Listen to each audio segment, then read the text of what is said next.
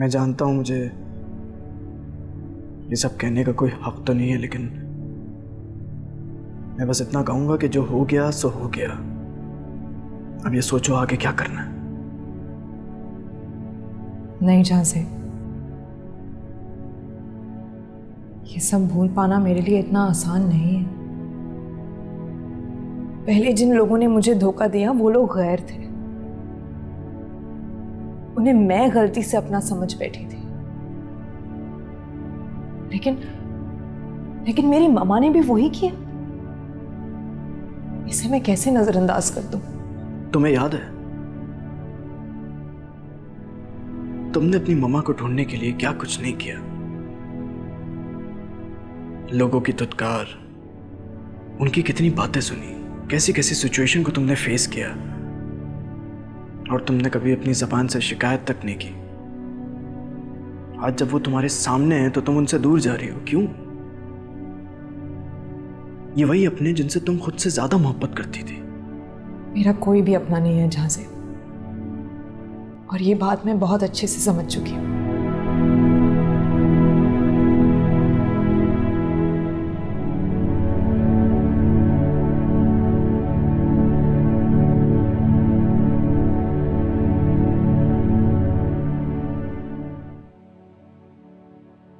Sorry. नहीं सुनो, अच्छा हुआ तुम आ गई। मैं देखो, मैं कितनी देर से तुम्हारी माँ को समझा रहा हूँ, मगर ये समझती ही नहीं। हालांकि मैंने इसे बताया है कि मेरी बेटी बहुत समझदार है, बड़ी हो गई है, बहुत समझदार हो गई है। तो याद है मोहसिन के यहाँ तुमने क्या कहा था? मैंने बताया उसको। तो अपने मोहसिन क्या मुझसे कहा था कि कोई भी माँ अपनी मर्जी से, अपनी खुशी से अपनी औलाद को नहीं छोड़ती। यकीनन कोई ना कोई मजबूरी रही होगी, इसीलिए मेरी माँ ने मुझे छोड़ा है। और ये भी कहा था तुमने कि अच्छा ही हुआ तुम्हारी माँ ने तुम्हें छोड़ दिया। अगर वो ना छोड़ती तो ऐसी मम्मा तुम्हें कहां से मिलती? याद है ना? राइट? जी।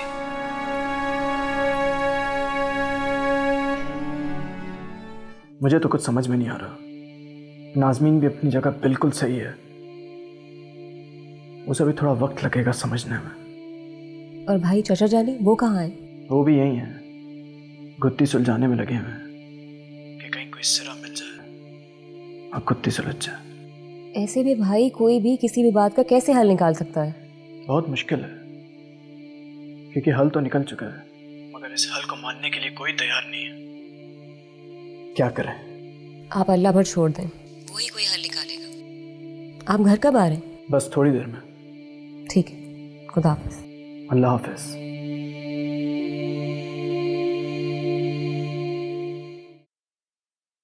मुझे माफ कर दो, मुझ पर एक एहसान भी नहीं करोगी क्या? कैसी बातें कर रही है मामा? मैं भला कौन होती हूँ आप पर एहसान करने वाली? प्लीज मुझसे माफी ना मांगे। मुझे कुछ समझ में नहीं आ रहा कि ये सब कुछ क्या हो रहा है। कल से मेरी सोचने समझने की सलाहियत जैसे मायूस सी हो गई है। मुझे किसी की भी कोई बात समझ नहीं आ रही, ना आप लोगों की, ना उन लोगों की जो मुझे समझाने की कोशिश कर रहे हैं।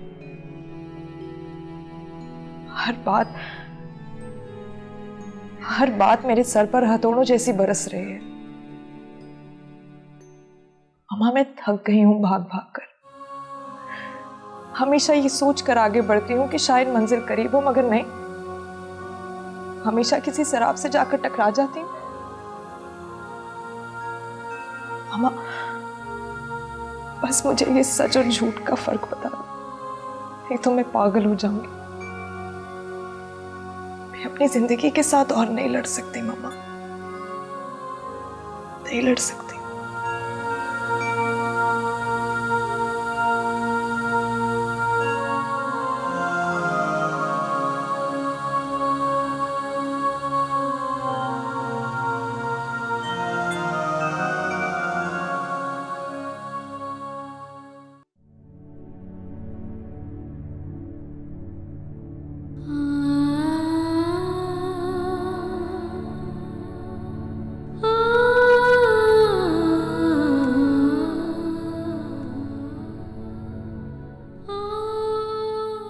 आंसू छुपा लेने से दिल का दर्द कम नहीं हो जाता। बह जाने दो इन्हें, ताकि तुम्हारी परेशानी कुछ कम हो। नाज़नीन, मैं तुम्हारी परछाई बनकर सारी जिंदगी तुम्हारे साथ रहना चाहता हूं। मुझे किसी भी सहारे की जरूरत नहीं है। क्यों डरती हो सहारों से? हाँ, डरती हूँ,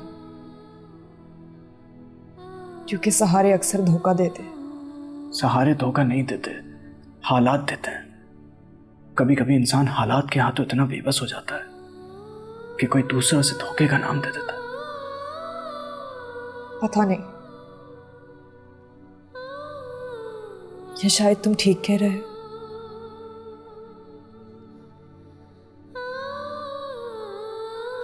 मुझे कुछ भी समझ नहीं आ रहा जहां से। मैं जब भी कुछ सोचने लगती हूं तो पहले दिन से लेकर आज तक की सारी बातें मेरे दिमाग में घूमना शुरू हो जाती हैं, और फिर मैं एक ऐसे भंवर में फंस जाती हूँ जिससे निकलना मेरे लिए बहुत मुश्किल हो जाता है। मेरी एक बात मानोगी? बगैर कुछ सोचे, बगैर कुछ कहे मेरा हाथ थाम लो प्लीज। मैं तुमसे वादा करता हूं, मैं तुम्हें इस भंवर से बाहर निकाल दूंगा, आई प्रॉमिस। तुम्हें ऐसा लगता है जहां से, लेकिन ये भंवर बहुत ताकतवर है। अगर मैंने तुम्हारा हाथ थामा तो ये तुम्हें भी खींच लेगा, और मैं तुम्हें डूबता हुआ नहीं देख सकती।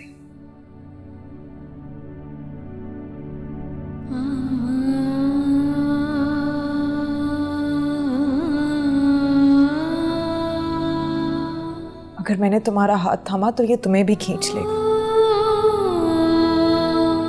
और मैं तुम्हें डूबता हुआ नहीं देख सकती।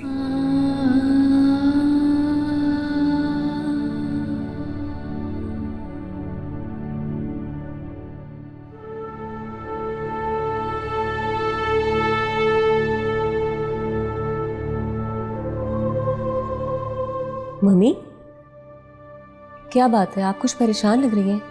हाँ, बात परेशानी की तो है। सादत नाज़नीन से बात करने गया है।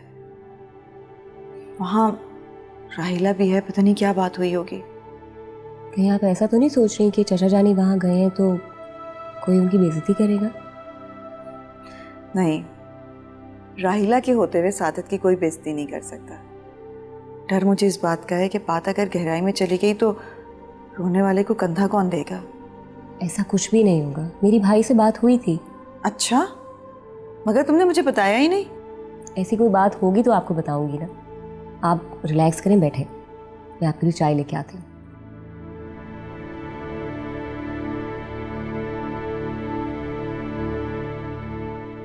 अल्लाह करे कि सब खैर खैरियत हो। अल्लाह पाक सबको अपने हिफ्ज़ व अमान में रखे।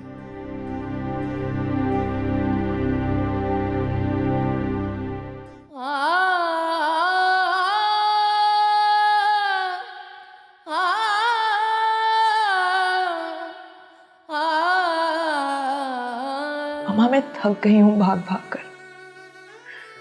हमेशा ये सोच कर आगे बढ़ती हूँ कि शायद मंजिल करीब हो, मगर नहीं, हमेशा किसी सराब से जाकर टकरा जाती हूँ। मामा, बस मुझे ये सच और झूठ का फर्क बता दो, नहीं तो मैं पागल हो जाऊंगी। तुम क्यों नहीं समझ पा रही मेरे कर्म को? आसान नहीं था मेरे लिए अपने जिस्म के टुकड़े को खुद से दूर करना। मैं मजबूर थी, बेबस थी। ये मर्दों का मुआशरा है, यहाँ ठुकराई हुई औरत को लोग बुरी नजर से देखते हैं। कटी पतंग की तरह मेरी जिंदगी डोलने लगी अगर मैं गजनफर का हाथ ना थामती। मर्द मोहब्बत में शराकतदारी पसंद नहीं करता, और शराकत औलाद की ही क्यों ना हो। ऐसे में मैं उसे कैसे बताती तुम्हारी मोहब्बत का हिस्सेदार पहले से मौजूद है। मैंने अपने जिगर का टुकड़ा तुम लोगों के हवाले कर दिया, इसका बहुत ख्याल रखना। नाजों को बड़े नाजों से पाल। फिक्र नहीं करें खाला, यूं समझे कि अपनी माँ के साथ जा रही है। उस दिन मैंने खुद को बहुत मुश्किल से संभाला, वरना जज्बात मेरे दिल पर गालिब आ चुके होते।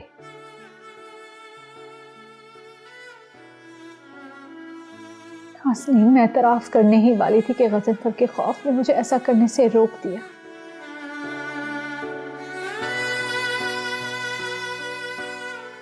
अभी जान मेरी समझ में तो नहीं आ रहा। मैं तो बात करना चाह रहा हूँ नाज़नीन से, वही रिस्पॉन्ड नहीं कर रही। किस्मत ने उसे ऐसे मोड़ पे खड़ा कर दिया है कि अल्फाज के ज़ख़ीरे भी उसके लिए बेमायने हो गए। यान ज़ख़ीरा क्या, मैं तो इतना बताने के लिए गया था कि जिन रिश्तों को पाने के लिए उसने अपनी सारी ज़िंदगी लगा दी है वो रिश्ते आसपास ही हैं, बस आंखें खोल के देखने की ज़रूरत है। कर्ब की शिद्दत जब नासूर की शक्ल इख्तियार कर लेती है ना, तो मरहम लगाने वाला भी उसे दुश्मन दिखाई देता है।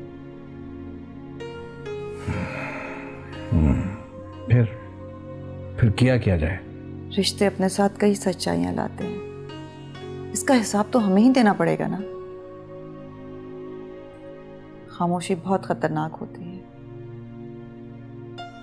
ये इंसान को अंदर से तोड़ देती है। तुम्हें उसे तहफ़्फ़ुज़ का एहसास दिलाना होगा। लेकिन भाभीजान कैसे? उसने तो खुद को जैसे एक कैद खाने में बंद कर लिया है, बात ही नहीं कर रही। वो डर गई है।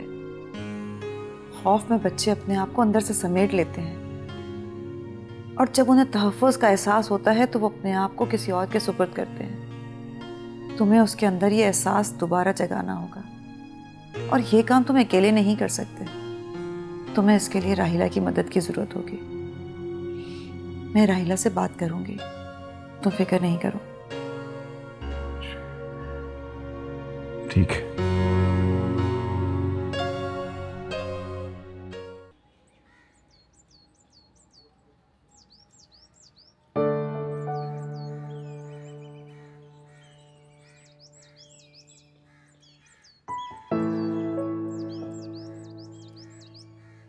मम्मा,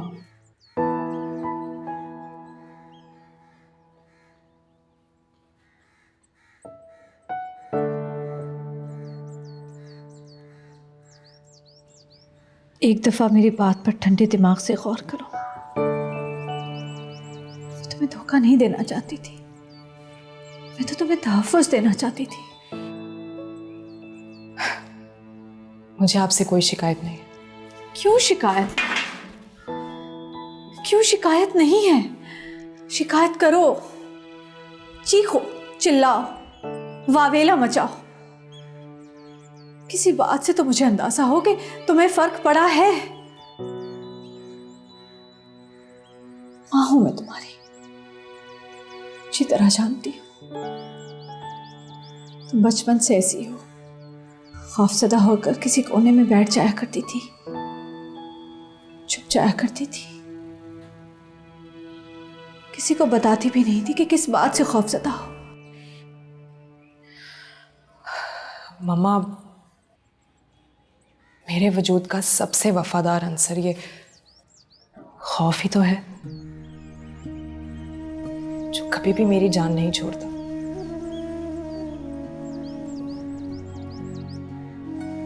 क्या सवाल करूं मैं आपसे? क्यों शोर मचाऊं, क्यों चीखूं, किस बात का वावेला मचाऊं मैं मम्मा? मैं अपने सफर की तन्हा मुसाफिर हूं। मेरी जिंदगी में बहुत से सराय आए। मैं खुद को बहुत कमतर महसूस करती हूँ मम्मा। मैं खुद को इस काबिल भी नहीं समझती कि मुझे एक्सेप्ट किया जा सके, मेरे वजूद को तस्लीम किया जा सके। ऐसा नहीं है, ऐसा नहीं है। मैं तो सिर्फ ये एहसास दिलाना चाहती थी कि मैं एक गोद ली हुई बच्ची हूँ, जिसे आपने अपनी बेटी की तरह प्यार किया। मैं आज तक इसी सैराब में डूबी हुई थी मम्मा, कि अचानक मुझे एहसास हुआ कि नहीं नाज़नीन, नहीं, ये धोखा है, सिर्फ दिखावा है। मम्मा, मैं अब सच में जिंदा रहना चाहती हूँ। देखें, कुछ वक्त लगेगा, कुछ वक्त लगेगा खुद को समेटने के लिए, और हो सकता है इस दौरान मैं आप दोनों को भी समझ जाऊं।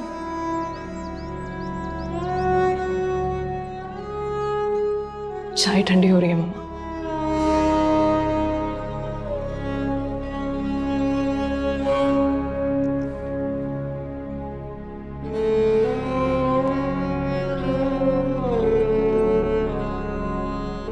कोई तो ऐसा तरीका हो जिससे मैं अपनी जिंदगी को वापस समेट सकूं, जमा कर सकूं। मेरी बेटी मेरे सामने है और मुझसे और इस रिश्ते से अनजान। जब सोचों में जहन उलझने लगे तो उसे थोड़ी देर के लिए अकेला छोड़ देना चाहिए। इससे दिमाग को सुकून भी मिलता है और इंसान किसी नतीजे पर भी पहुंचता है। सुकून?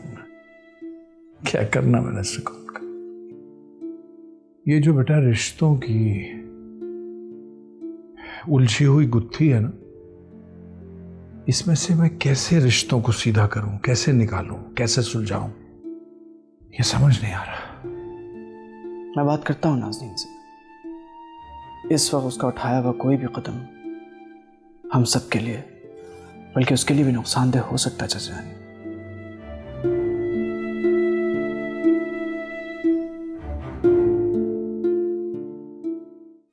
चाचा जानी, कितना वक्त गुजर चुका है, लेकिन हालात अब भी वहीं के वहीं हैं। और हालात को देखा जाए तो लगता है जैसे वक्त कहीं ठहर सा गया हो, लम्हे कहीं रुक से गए हो। बेटे जी, जब रिश्तों में दूरियां आ जाती है ना तो वक्त थम सा जाता है। चाचा जान, मैंने भाई को नाज़नीन के लिए तड़पते हुए देखा है। हालात कुछ भी हो, उन्होंने हमेशा नाज़नीन से ही मोहब्बत की है, लेकिन अब वो पता नहीं कहाँ खो से गए हैं। चाचा जान, मम्मी आज नाज़नीन से बात करने गई हैं। क्या? नहीं, लेकिन भाभी जान को तो वहां नहीं जाना चाहिए था। मैं जानता हूं नाज़नीन नहीं मानेगी। मम्मी जानती हैं कि उनके बच्चों को कौन सी बात ठीक लगेगी और कौन सी नहीं। मुझे नहीं लगता कि इस बार कोई मायूसी होगी। लग रहा है ऐसा ही। मेरी बेटी मुझे माफी कर दे। इंशाल्लाह।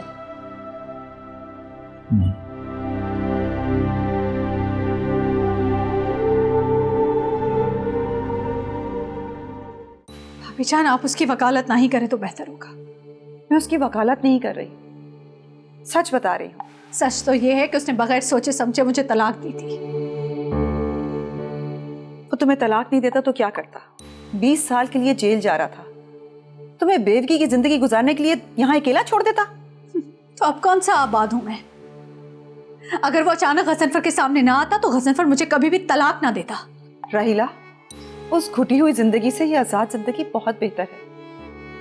मेरी बेटी मुझसे बदगुमान हो गई। मुझसे ज्यादा बदनसीब माँ कहीं देखी है आपने? तो मेरी ये समझ में नहीं आता, तुम दोनों अपने नसीबों को क्यों कोसते हो? पहले जल्दबाजी में दोनों फैसले कर लेते हो, और जब नतीजे का वक्त आता है तो हाथ पैर फुला के बैठ जाते। फेस क्यों नहीं करते? वो तुम्हारी बेटी है, बात करो उससे, यकीन दिलाओ अपनी बेगुनाही का उसे। कैसे यकीन दिलाऊं, कैसे समझाऊं? वो तो मेरी कोई बात सुनने को तैयार ही नहीं है, गूंगी बहरी हो गई है वो। जिस तरह तुम उसके लिए तड़प रही हो ना, इस तरह वो भी तड़प रही होगी तुम्हारे लिए। भाभी जान, मेरी बेटी मुझे लौटा दे, कहीं एहसान जिंदगी भर नहीं भूलूंगी। मैं नाज़नीन से बात करूंगी, तुम फिक्र नहीं करो। कि तुम्हें मुझसे एक वादा करना पड़ेगा। मैं तुमसे जो मांगूंगी तुम मुझे दोगी। नाज़नीन के अलावा जो कहेंगी दे दूंगी, सिर्फ मेरी बेटी मुझे लौटा दे।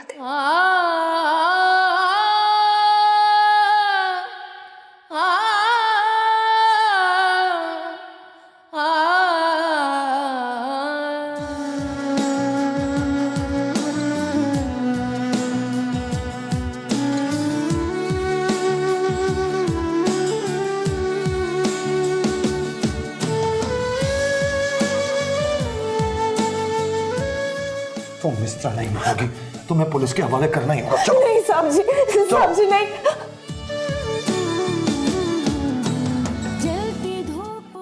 हमारे दरमियान जो ताल्लुक था उसे मैं खत्म करने जा रहा हूँ। मैं तुम्हें तलाक देता हूँ। कांटे चुनकर पलकों पर आंसू बुनती है, जाने कितने गम गिनती है, जाने कितने रूप है इसके। ये सच है कि तुम मेरी बेटी हो, मेरी कोख से तुमने जन्म लिया है और सादत ही तुम्हारा बाप है। इसका नाम है औरत।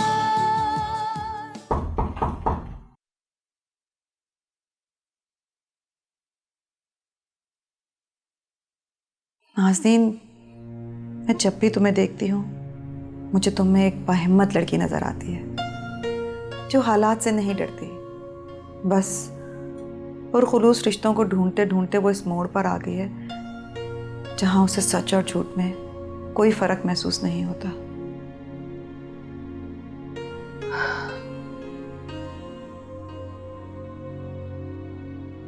शायद आप ठीक कह रहे हैं। मैं वाकई इसी कश्मकश में हूं कि जिसे मैं आज तक सच समझती आई थी वो झूठ निकला। और ये ना ही मेरा दिल मान रहा है और ना ही मेरा दिमाग। दरअसल तुम खुद मानने को तैयार नहीं हो। अपने दिलो दिमाग को इल्जाम मत दो। तुम उस माँ से बदगुमान हो जिसने तुम्हारे लिए अपनी जिंदगी बर्बाद कर दी। उसे किस चीज का सवाब मिला? सारी जिंदगी उसने तुम्हारे लिए अपने शौहर से बुरा भला सुना और आज तुम भी उसे बुरा भला समझती हो। माँ की बका के लिए ये डूब मरने का मुकाम है। मेरी बात पर गौर जरूर करना, इसी में हम सबकी भलाई है। जाने दो पिछली बातों को, सब भूल जाओ। उसे अपना लो जो सामने है। ऐसा ना हो कि बाद में पछताना पड़े और तुम्हारे हाथ कुछ भी नहीं आए।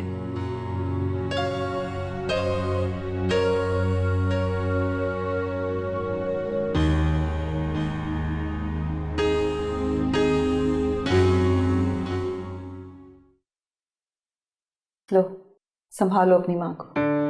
दिल दरिया आई एम सॉरी मम्मा। कैसे उतरे तुम क्यों माफी मांग रही हो? ये तो आपसे इतना अरसा दूर रहने की माफी। अंदर है नहीं मेरी जान, या तो